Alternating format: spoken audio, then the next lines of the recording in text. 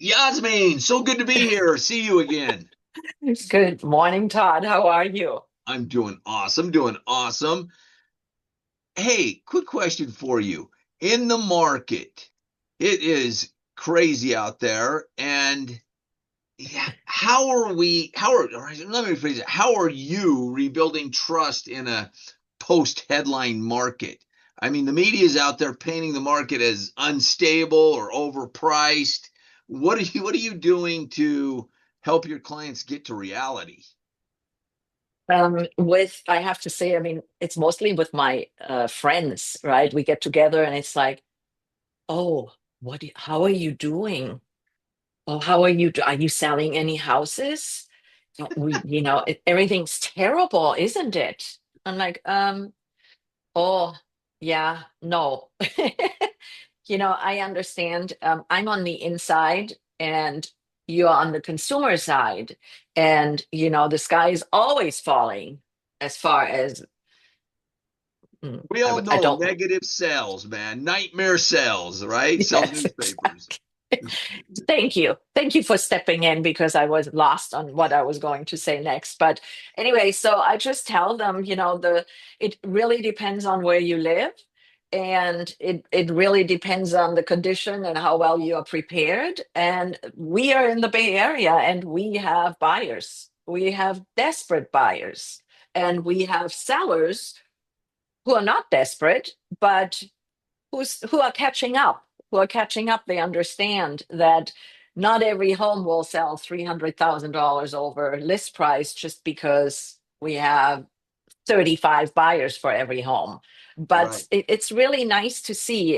I've had really good success advising my clients, and this year, knock on wood, they all have done, the updates and upgrades and everything in a very structured budget, with a very structured budget, that we can almost be certain that there should be a positive outcome. The listings that I have had all sold within 2 weeks, Wow. and most of them over list price. And I just feel, I mean, we work very, very hard. And in this market, we work even harder. Yes. At times you feel like you're the general contractor and the project manager and the stager and everything in one. But then, every time I finish a project, I'm like, oh my gosh, I'm so grateful for the painter and the contractor and the stager because they just brought it all together. They see Right. my vision, they understand my vision. And so, yeah, it's really, really wonderful to have a good team. And if you're all on the same page, it definitely pays off. And my sellers have been really wonderful this year. Oh, so good to hear. Now, Thank as you. far as inspections, do you guys have pre-listing inspections? Is that normal or not? It used to be in this area right here in the Tri Valley. Yeah, on the other side of the tunnel. It wasn't so common that we did, but about 10 years ago, the area here adjusted as more people came from the Oakland, Berkeley area, came over here, and agents started mingling more. I mean, that has happened not only in the past 10 years, but as we become a bigger community with a more expanded territory, it has kind of changed. So I always believe that full disclosure and transparency is the best way to go. So for many years, I've done it. I think for the last 10 years, I've done it, and more agents do pre-inspections now. But I would say 95% have Wow. pre-inspections. Wow. Yeah, here in Utah, we typically No. do not do pre-inspections. Absolutely not. And it's mainly because of liability, meaning what they know, and we don't want them to know anything more than they already know as far as the seller. But think about it. Think about it. That's exactly the point. So you put a house on the market. You walk into a house. The seller says, "Okay, my neighbor sold for 2.5 million. This is what I want." And I look at apples and oranges, right? So I can say, customarily we do pre-inspections. So let's do those to see how we compare, right? Because we get that done, and then all of a sudden it comes out, oh, you need a new roof, which is 50,000 because $2.5 million house, and Right. the plumbing or whatever, you have dry rot, you have anything, whatever there might be. Sewer needs to be replaced, whatever. Yeah, exactly. And so in that case, the seller can say, oh, all right, so we have about $100,000 in repairs. The buyer is going to do their inspections anyway, and they are going to see that. So they are going to have an inspection contingency, right? And then afterwards, they are going to start negotiating. Well, you can get a lot of the negotiations out of the way if you have these reports up front, because it's like, oh, we are not hiding anything. We didn't really know either, but it's good to know. So here Yeah. are the inspections. We are not saying that we are going down in price.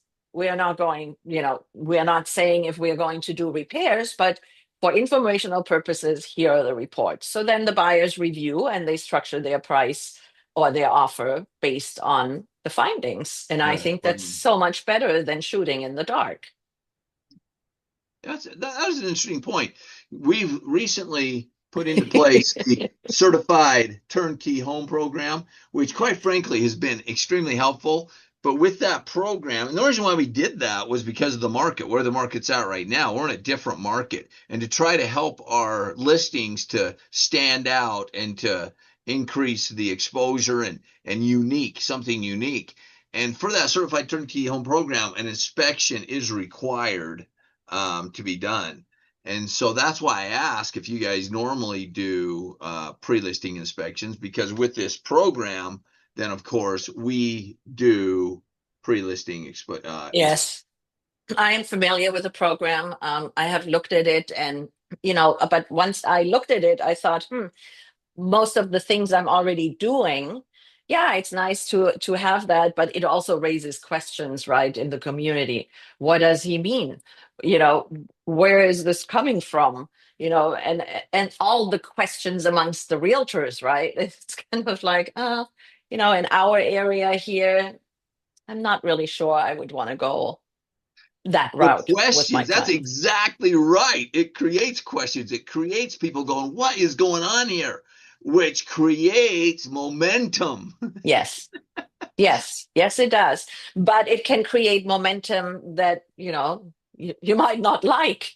So Like I think what? I haven't, for me, it's a temporary thing, maybe. I had enough momentum this year. So I'm kind of like, oh, maybe I'm just going to sit back a little bit before I start something new. But I think it's a great idea. So tell me a little bit more about that program, or yeah, that program What my and what experience it was does with for your it. clients. Yeah. So like the homes that we've done this on, one in particular that we're closing on right now, and it was on the market before we started this program. It had been on the market for like 60 days, and we had had lots of showings and no offers.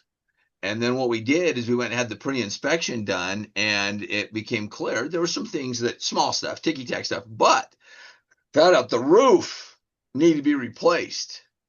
And so the seller replaced the roof, and now I was able to put that and announce that to the world. It's got a new roof. They already had a new water heater, a new furnace already. When I say new, within the last couple of years, and a new AC unit.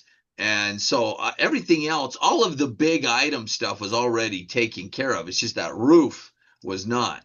But what happened is a couple came along and they saw the certified turnkey, and they went, "What does that mean?" And I've got it to where now I'm going to have those signs remade, because now I got a QR code that goes in that you can scan, and it tells you what does that mean. Oh, But nice. yeah, but I explained it to them and told them this is what it is, and the roof is being replaced, and they were like, so everything. So they went through and they were just like, done, sold, done, and so Wonderful. it just made it stand out above everything, all the competition. You know what I mean? Yes.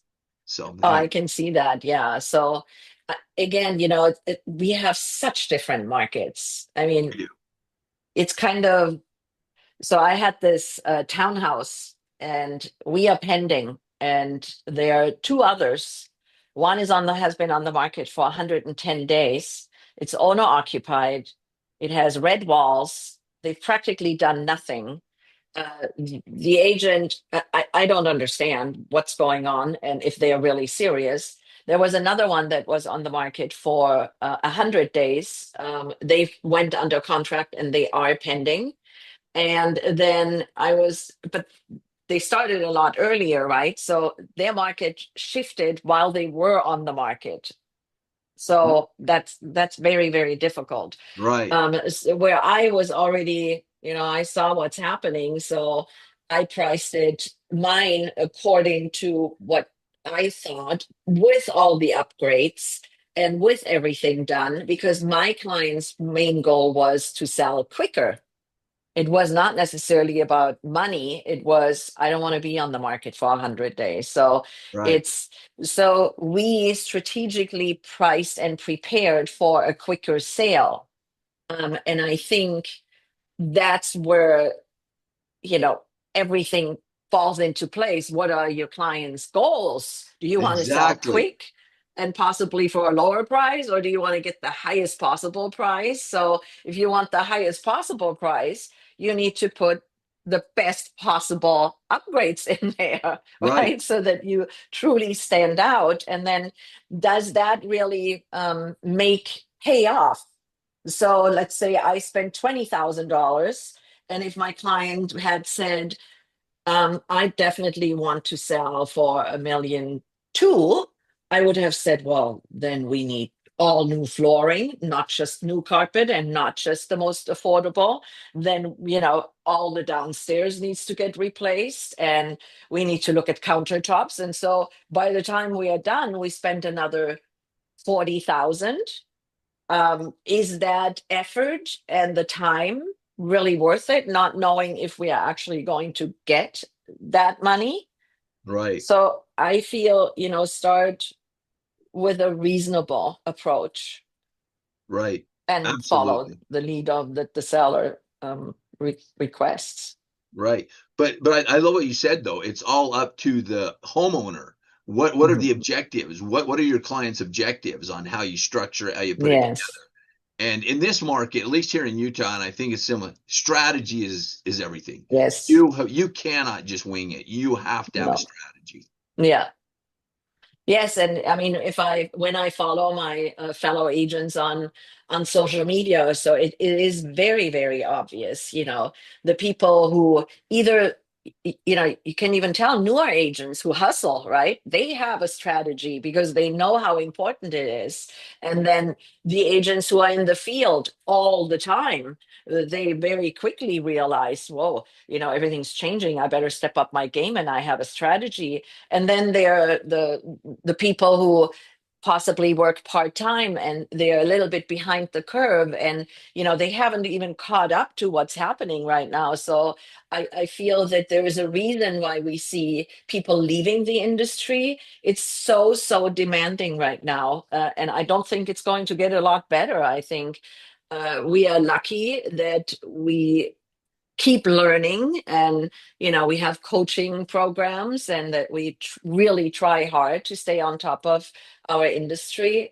But it's not like it was during COVID, or you know during the before the financial crisis, where Right. anybody could just get a license and sell 5 6 houses a year. And there's two ways to look at that, which I love it because I'm like barriers of entry, man. Bring in the barriers of entry. It cleans the industry from the Yes, incompetence and from the people that are just. I mean, there's periods of time in our history where a dog with a note in its mouth could sell real estate or at least yes. get under contract. Closing the deal is a whole different ball game. Mhm. But it's like I love the barriers of entry. I love it when we go through a cleansing period because it's like it's time to take up market share, and Yes, it's great. yes. it's Well, uh it's been an interesting year, to say the least. absolutely. It's always such a pleasure, Yasmin. You Yes. have an amazing week, and we will see you again Thank next you. week. Wonderful. See you next week. Take care. Bye.